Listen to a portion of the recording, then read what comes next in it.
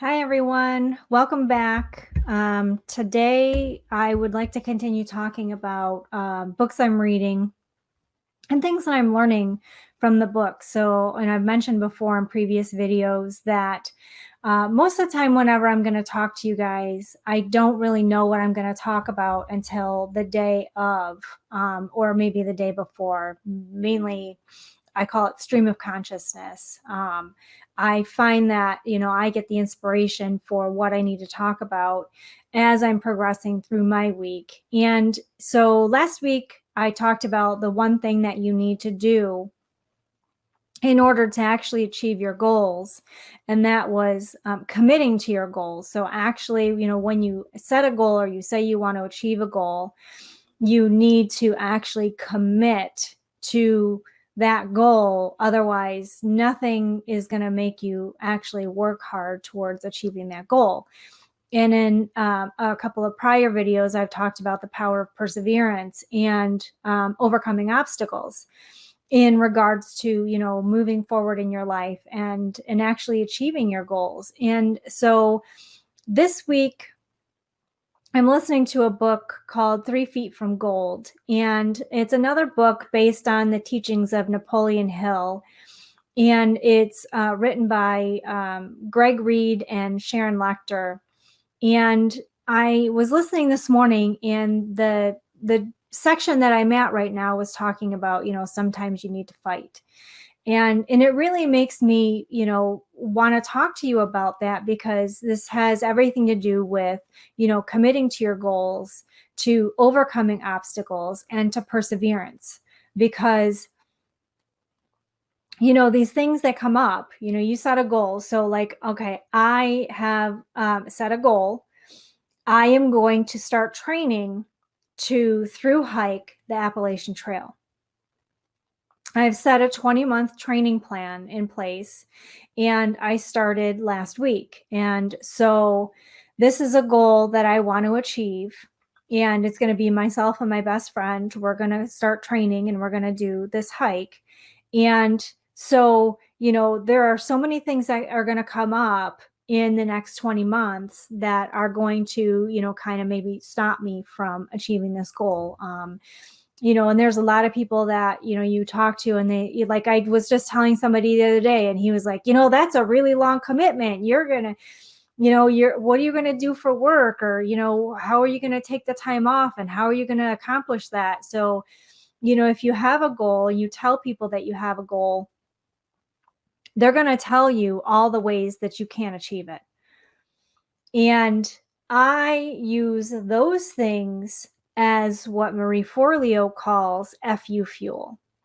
And that's actually how I started running in the first place. So I've mentioned previously that I used to be overweight. I mean, I was tremendously overweight, and I was morbidly obese. And besides being overweight, I was out of shape. I had, asthma, and the doctors told me that I would never be able to run. And I was like, oh yeah, watch me. And so I started running. And in 4 years, I went from being overweight and out of shape to becoming a sponsored triathlete. And then I moved from doing triathlons into ultra running. And, I always used people telling me that I couldn't do something as a way for me to show them that I could. And sometimes, you really have to fight to get to where you're going. And sometimes, you really have to fight to achieve your goal. And not only do you have to fight to achieve your goals, but sometimes you really have to fight to get over things. So, there's a lot of things that we come across in our lives. And, so one of the reasons why I was obese was because, I ate like crap, and I was an alcoholic. Like, I was killing myself slowly with food and alcohol. And I was just dying slowly, by food and alcohol. And I had what the drunks call a moment of clarity, and realized that something in my life needed to change. And, giving up alcohol was the first thing that I needed to do. And then, I started going to the doctor and figuring out like what my health problems were. And then he told me, like, oh, here's the prescription pad, this is how you fix it. And I was like, no, there's got to be a way to fix this. I got this way somehow. I wasn't always fat and out of shape. I got this way somehow. There has to be some way for me to go back. And he said, no, this is the only way. And as someone who's a scientist, I know that that isn't the answer. Like, you get one way and then you can change. And so then I had to start fighting. I had to fight societal norms because I went vegan 17 years ago. This was before vegan was like, nobody even knew what the hell a vegan was 17 years ago. You go somewhere and tell someone you're a vegan and they look at you like you were a three-eyed monster. Like, what the hell is that? And then, I had a lot of friends who were that like alcohol was a part of their life. And so I had to fight the norm that alcohol is a part of a normal regular day. And so throughout all my progression from being overweight and out of shape and being an alcoholic, I had to fight the norms and the people telling me that this isn't something that you can do. I used to eat meat. Like, I used to eat meat like crazy.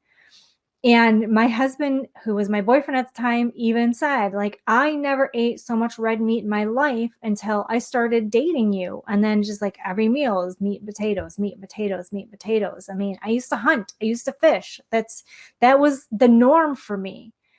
But because of a specific genetic condition that I have and health concerns that I had, it was easier for me to give up meat than it was for me to take medication. Like, I decided that I wanted to be healthy, and I wanted to be healthy in a good way. I didn't want to be a slave to medication for the rest of my life, and I certainly didn't want to be a slave to big pharma for the rest of my life. So I made a decision that I was going to do something different.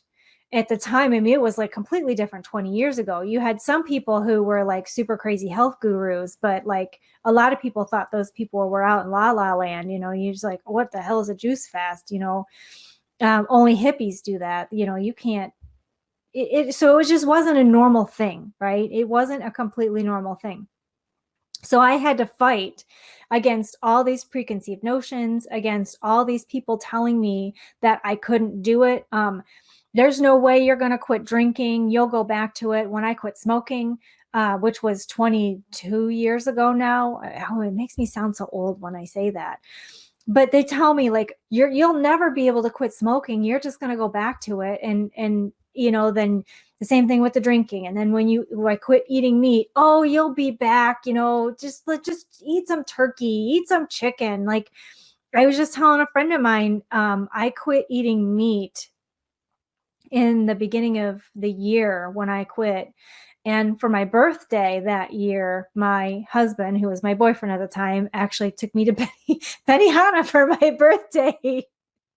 And I go into Benihana and I'm like, why the hell did you bring me to a Japanese steakhouse? I don't eat meat. This doesn't make sense.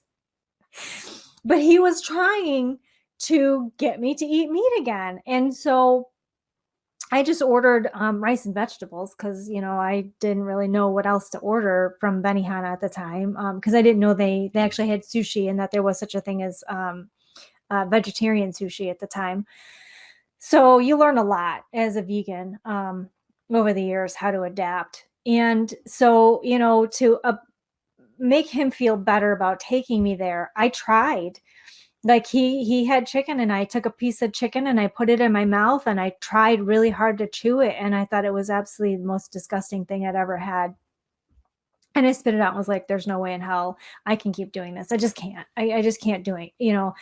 I never really liked eating meat, but I only did it because, I was force fed the lie that it was necessary to survive. And now I'm not trying to make this a whole thing about being vegan and like everybody should be vegan, because my choices are what I decided were right for me. And my husband isn't vegan and we've been together for almost 20 years. So what he does is his business and it's what I do is my business, and we're both respectful of each other's things. So I'm not trying to say that, you need to be this way. It'd be awesome if you were, but whatever, like you do you, and that's totally cool. I'm just saying, like, this is some of the things that I've had to fight through, in the past 20 years of my life. And then, so, one of the reasons why I used to drink was because I had these horrific things that happened to me in my life, and I drank in order to be able to sleep at night, because if I didn't, I couldn't get my mind to shut off. I just couldn't do it. It just wouldn't stop. I mean, I've talked about it before. The never-ending hamster wheel of negativity, just constant chatter, all these things, like all these horrible things that all these people have done, all these horrible things that I've done, all these horrible things that have happened to me. And having to deal with that is hard. It's really, really hard, because it never ever stops. It doesn't. And sometimes you lay down at night and you're trying to go to sleep, and it just gets worse, because there's quiet. There's nothing to distract you. There's no television, there's no social media, there's no people to talk to, there's no environment or whatever. It's just no visual stimulation, and it just gets worse. And so I would drink to kind of quiet that, because you're basically numbing yourself. And there's a lot of people that do that. They use substances, food, alcohol, drugs, and then they also use situations like, poor relationship choices, codependent relationships, and things like that, to kind of help um, dampen the feelings and the emotions, because unfortunately we're really not taught how to effectively deal with our emotions. We're not taught how to express our feelings or to talk to people, because if we do, it's seen as a sign of weakness. You tell people like, oh, hey, I'm seeing a psychologist, and immediately like, oh my God, what's wrong with you?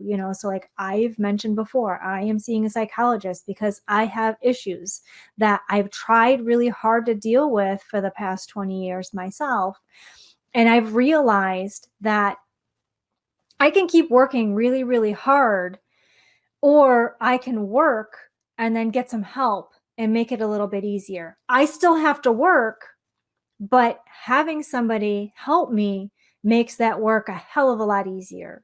So, talking about whatever you're struggling with, and helping people to get you through whatever it is that you're going through. But like sometimes there's things that are just absolutely horrible, like absolutely horrible, that we have to get over.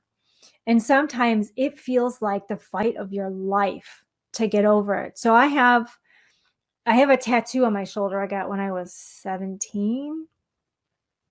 And I keep talking about having it covered up because when I was 17, like the big thing was tribal.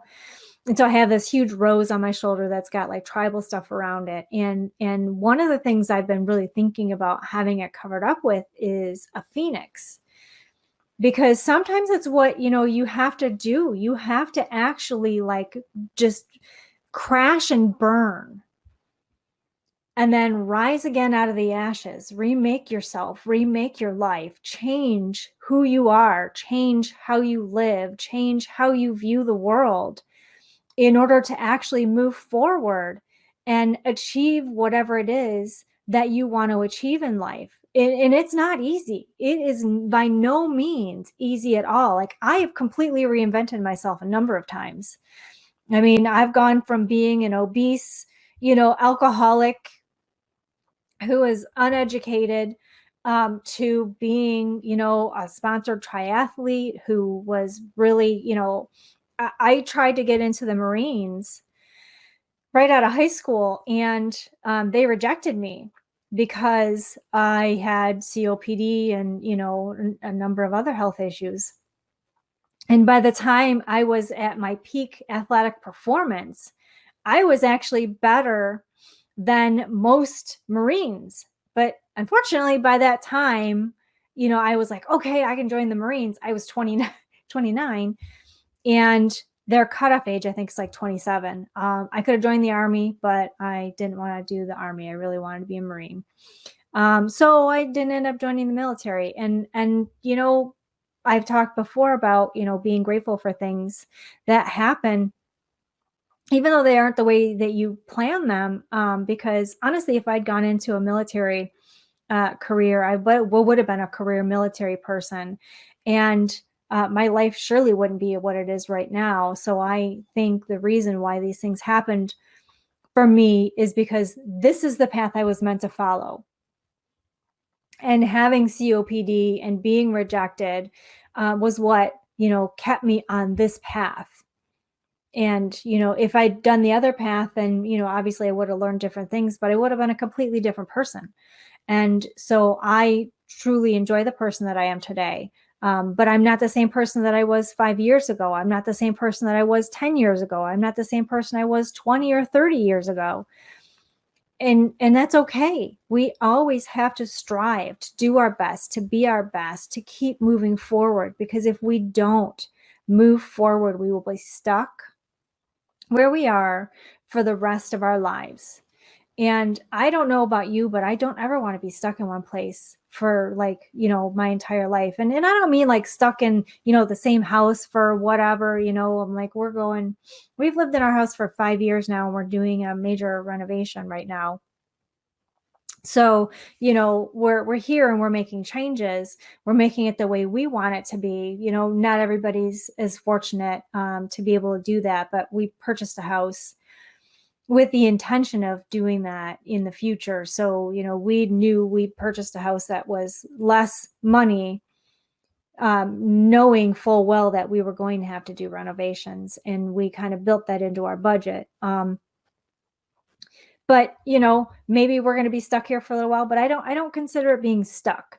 And when I say stuck, I mean like, you're in a horrible relationship, you're in a crappy job, you're working for a shitty boss, like you have all these things that you want to do and you just can't seem to get them done. And sometimes you really just have to fight someone or something or some situation in order to be able to move forward with your goals and move forward with your life.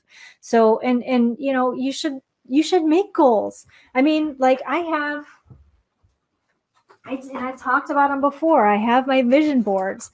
I do these every year, and I'm doing a vision board party on the 19th of September. I'll put the link to register if you'd like. You know, it's a virtual vision board party because of COVID and social distancing. We can't really. I usually teach vision board workshops in person. This one will be virtual, which means that everybody can come from anywhere. It's not a significant amount of money to attend. You get everything that you need. And then you just find some pictures and just like anything that you've ever wanted to do in your life. If you want to travel the world, I mean, like I lived my life, my entire life, hearing my mom talk about all the things that she regretted. And I swore I would never do that. I don't ever want to get to an age where I'm like, man, I regret not taking that chance. Man, I regret not talking to that person. Man, I regret not going to that party. I regret not traveling to here, or I regret not doing this or that or whatever. I don't want to live like that. And I really don't want any of you to live like that, because it's a horrible, horrible way to live. Yeah, you might, you take some risks and you take some chances when you go out on a limb and you do things like that. But you know what? We only live like none of us are getting out of here alive, right? None of us are getting out of here alive. Might as well make the most of it. Make the most of every single day, because tomorrow is never guaranteed. So, make your list of things that you want to do, all the things that you've wanted to accomplish, all the places that you wanted to go. I read the book, A Walk in the Woods by Bill Bryson years ago, like way before they made it into a movie with Robert Redford. And I was absolutely fascinated with the idea of hiking the Appalachian Trail. And then when my girlfriend came back from Montana and she's like, I really think I want to do this through hike to the AT. And I was like, you know what? I'm perfectly fine doing that with you. Like, I think this is something that I would really enjoy, because I've thought about doing it ever since I read that book. I love to hike. I love being out in nature. And I used to do backpacking trips by myself, solo through hikes, years ago. And I haven't done it in a number of years, and I honestly truly miss it. And so I'm really kind of looking forward to the adventure. And I'm not looking forward to the training, but I know that the training is going to get me through that, because it's like 2,190 miles, roughly, the entire Appalachian Trail. And so that's a lot. I mean, it's a lot of work to get to the point where you can do that and do it in a healthy and consistent way. So I'm really looking forward to that. And I know that I'm going to have to fight. Like, there's going to be some mornings that I'm going to get up and I'm not going to feel like doing an exercise, or I'm not going to feel like doing a walk, but I know I have to do it anyway. And, you have to fight yourself. You have to fight your thoughts. You have to fight society. You have to fight other people. You have to fight your spouse. You have to fight your children. You have to fight your family, but you have to do it. You have to do whatever you need to do in order to get where you know you need to go. And that is the only way that you are ever going to truly be happy in life, is if you do what you know is right for you. Don't do what somebody else thinks is right. Don't do what someone else tells you is right. Don't listen to the media. Don't listen to your family. Don't listen to your friends or coworkers. Listen to your heart. Listen to your gut. Do some prayer. Pray about whatever it is that you're thinking about doing, and then meditate. I was talking to a girlfriend of mine, and I was talking to her about prayer and meditation and how she should, put a meditation practice into her daily routine. And she's like, well, I pray, so I don't really need to meditate. And I said, but you do. So prayer is when you talk to, whatever divine inspiration you choose to follow or subscribe to. And meditation is when you get the answers. So when you're praying, you're talking to, the divine or source energy. And you're saying, I have this problem. Please help me to, come up with a solution, or to figure out how to actually achieve whatever it is I'm trying to achieve. And when you meditate, meditation is a way to clear the space for divine inspiration to come in. And that's where you will actually hear all of the things that you should be doing in order to move you forward in your life. So that's really all I have for today. If you happen to be watching this on YouTube and you found this, information to be valuable, I invite you to, give the video a thumbs up and subscribe for more content. I'd also like to know, what is it that, you really want to accomplish that you can't quite figure out how to do? Or what is it that, you really need to fight for or fight against, that you can't really think you don't really think you can do it? There's a lot of people that say, I could never do that because I could never tell my family or my husband or my spouse or my partner, my coworkers, my boss, that, like, this is what I want to do. And, they just don't know how to actually, go about saying what it is that they want to do without facing, the fear of criticism or ridicule or whatever it is, these fears that are irrational that keep us stuck. So, I really invite you to comment and let me know whatever it is that you're struggling with. And, I'm more than happy to help you out. I will also put a link to the book that I'm reading called 3 Feet from Gold. It's going to be an Amazon link. It won't be an affiliate link, because I really think this is a beneficial book, and I really think that a lot of people should read it. It's a really easy read. I'm listening to it on audiobook. I have Audible, but I also listen to Scribd. I don't know if it's Scribd or Scribd, scribd.com. And I prefer that over Audible because it's a subscription service, and it's run by Penguin Random House, which is one of the largest publishing companies in the world. And with your subscription, you can listen to every single audiobook that they have in their entire library. And they also have ebooks. So you can read everything that they have available and you can listen to everything that they have available. So it's basically like having access to a library. You don't have to wait for somebody else to return a book, and you don't have to pay for each single book. And then, I find myself on Audible when I'm buying these books that I get them and I listen to them, but then I don't really care that I have them in my library anymore. And so I don't always want to keep them, but I've already bought it. So I really kind of am stuck with it. Sometimes they'll let you return it, but a lot of times they're getting really sticky about that. So they really won't. So sometimes I just gift them to other people because I really just don't care if they're in my library. And if I found the book beneficial, I will definitely gift it to somebody so that, someone else can benefit from it. So I highly recommend, giving it a read or a listen. It's a really, really good book. The other books by Napoleon Hill, I just told you, I just finished last week, Outwitting the Devil, which was a really great one. And of course, his most famous book, Think and Grow Rich, was a really, really great book. So, if you found this to be beneficial, again, I really implore you to just say, something about it. Like, what did you find useful or beneficial, or, what insights did you gain from watching the video? Or, if you're struggling with something. So, until next week, I hope everyone stays happy and stays healthy and stays sane. We'll see you next week.